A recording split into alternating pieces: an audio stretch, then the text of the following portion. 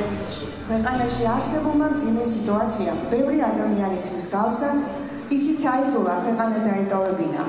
სამშობლოსგან შორს ყოფნა ხელსარუშლის უცხოეთშიც ქართული საქმე აკეთოს, როგორც თავად ამბობს, საკუთარ წელს საქართველოს მუდამ გულით დაადარებს.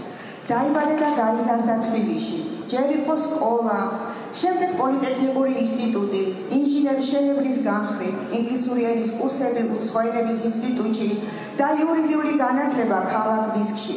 ბავშვობიდან გატაცებული იყო ხარჯითა და ჭედური ხელოვნები, რასაც მოსწავლე ახალგაზრდობის სასახლეში ეუფლებოდა. პოლიტექნიკურში სწავლის დროს აღმოსავლური საბრძოლო ხელოვნები დაინტერესდა. სწავლის დამთავრების შემდეგ მუშაობა სახელმწიფო სტრუქტურებში დაიწყო და ოჯახთა და პირველი ქალიშვილი შეეძინა. ეს არის 80-იანი წლების დასასრული, ეროვნული მოძრაობის აღზევება და ნანადრი თავისუფლება. შემდეგ ომი, ჯერ სამოქალაქო, შემდეგ აფხაზეთი, სადაც მონაწილეობდა კიდეც. მალე ქვეყანაში არსებული ვითარების გამო გადაწყვიტა დაეტოვებინა საქართველო და ოჯახი ევროპაში წაეყვანა. გაემგზავრა ნიდერლანდების სამეფოში.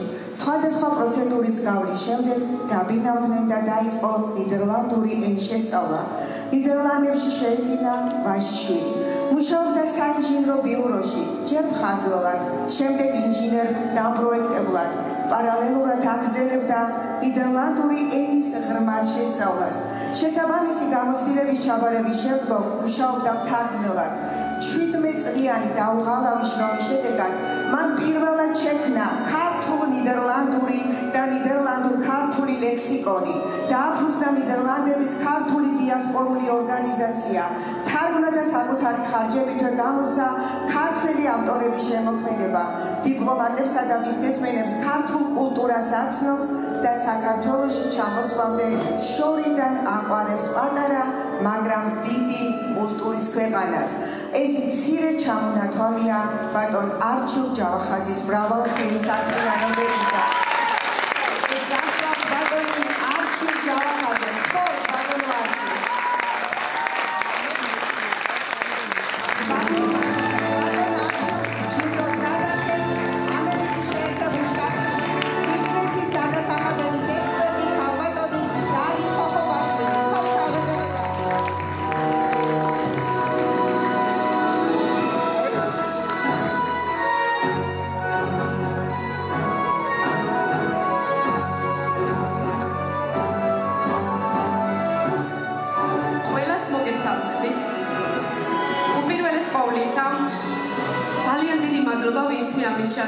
დღეს რომ აქ ჩვენს წინაშე დგას ამაგდარი ადამიანი, რომლის წინაშეც ქეთს ვიხრი.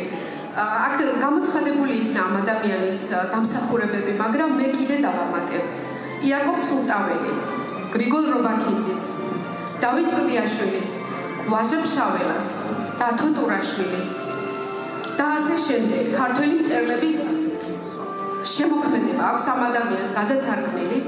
ეს არის საოცარი ადამიანი, ქართული პატრიოტიზმით გულანთებული და ამავე დროს ერუდირებული, განათლებული და ძალიან კარგი ადამიანი. ორი დღეა რაც გავიცანი და ჩემთვის ძალიან დიდი პატივია ამ ადამიანის დაჯილდოება.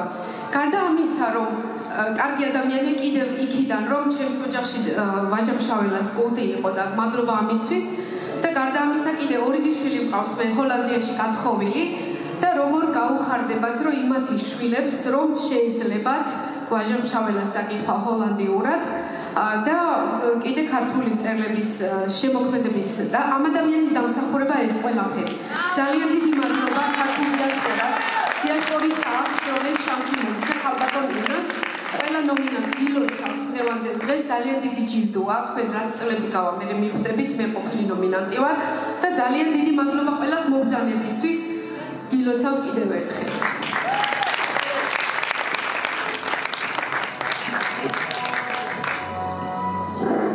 იმაში მადლობა ესეთი დაფასებისთვის. დიასპორის სახლს, ალბათონ ნინას, ბავშვთა საზოგადოებას, ორგანიზატორებს, ნამდვილად არ ველოდი ესეთ წარდგენას, უღმესი მადლობა და როგორც მაინც მინდა ვთქვა, რომ ესე ჩემი ცხოვრების მიზანია პირველი დღიდანვე ნიდერლანდურ და ბელგიურ საზოგადოებას გავაცნო ქართული ენა, ლიტერატურა და ისტორია და დღემდე ესე იგი ყოველ წელიწადს ვცდილობ 23 წელი გამოვიხება ვაჟა-ფშაველასი ხო და ვეცდები და კიდევ დიდი მადლობა ჩემს ოჯახს რომელიც გვერდში მიდგას ჩემს მეუღლის ჩვენებს ყოველთვის გვერდში მიდგანან იმიტომ რომ დღე და ღამე ფაქტურად სამსახურიდან სამსახურში და ესევათ და ძალიან მეხმარებიან ჩემი ოჯახის დიდი მადლობა ყველას